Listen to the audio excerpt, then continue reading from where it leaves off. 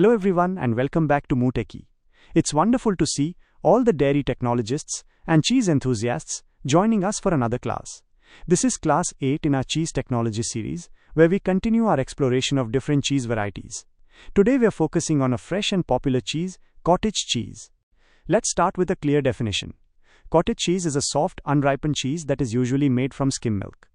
It has a mild acid flavor and consists of small particles of flakes of curd that have a meaty consistency. There is also a version called creamed cottage cheese, where the cheese is mixed with cream to achieve a fat content of not less than 4%. Cottage cheese can be categorized in a couple of ways. On the basis of composition, we have low-fat and creamed varieties. On the basis of how the curd is formed, we have types coagulated by lactic acid and those coagulated by a lactic starter. There is a distinct difference between acid curd and rennet curd. Acid curd results in smaller granules or particles and can have an extremely acid flavor, though this becomes mildly acid if the curd is thoroughly washed. It also gives a lower yield. Rennet curd, on the other hand, produces large flakes or particles, has a mild flavor, and that characteristic meaty body. Now let's look at the typical composition. For low-fat cottage cheese, the dry matter is about 21%, fat is 2%, protein is 14%, calcium is 90 mg per 100 grams, and the pH is around 4.8. For creamed cottage cheese, the dry matter is also 21%, but the fat is higher at 5%, protein is 13%, calcium is the same at 90 mg, and the pH is also 4.8. The manufacturing technology for cottage cheese involves several key steps. It begins with skim milk. The milk is pasteurized and then cooled. A starter culture is added. Optionally, a very small amount of rennet may be added. The milk is allowed to set until a coagulum forms, which is then cut. The curds are cooked and cooled, and then the whey is drained. A critical step that follows is washing the curd with pasteurized water. This is typically done in stages, with a first wash at a temperature of 25 to 27 degrees Celsius and a final wash at 15 to 17 degrees Celsius. After washing, any free wash water is drained away. The next steps are salting, dressing with cream for the creamed variety, packaging, and finally storage at 5 plus or minus 1 degree Celsius. The quality of the milk is paramount. Fresh, sweet, clean-flavored skim milk with a low bacterial count is preferable. The skim milk should be pasteurized immediately after separation. The low-temperature long-time, or LTLT method of pasteurization is preferable, because excessive heating can cause soft curd formation. Sometimes, calcium chloride is added at a rate of 1 milliliter per 100 liters of milk to aid coagulation.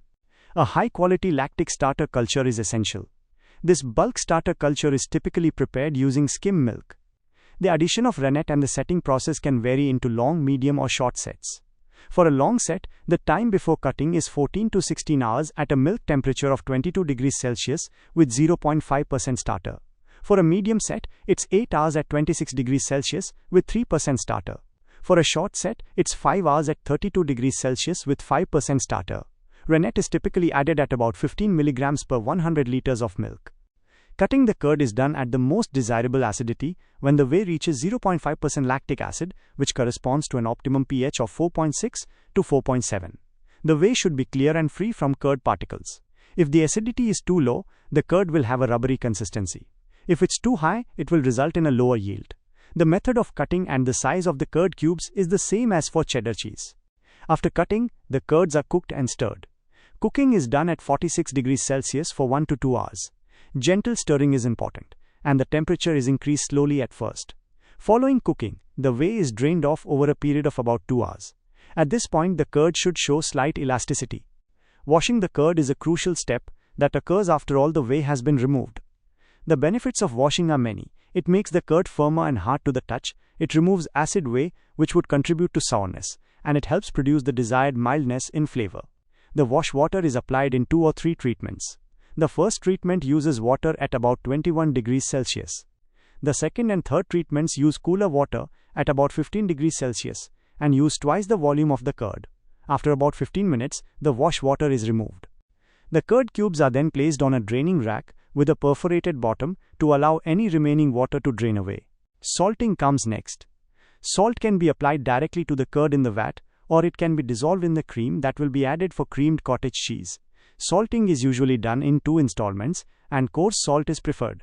Salt is added at a rate of about 1%. Its functions include enhancing flavor and acting as a mild preservative. For creamed cottage cheese, creaming is done immediately after draining. Sometimes, the curd is held overnight in a cold room to become more firm before creaming. The amount of cream needed is calculated to achieve 4% fat in the finished product. Typically, a 20% fat cream is used. This cream is homogenized before mixing to help it form a thick, glossy coating over the curd particles. Finally, the cheese is packaged and stored. It is packed in waxed or polythene-coated paper cups or in polythene bags. The shelf life of cottage cheese is about 90 days when stored at between 5 and 10 degrees Celsius. Thank you for joining us for this detailed look at the production of cottage cheese. Understanding the precise steps and science behind this fresh cheese is key to achieving its unique texture and mild flavor.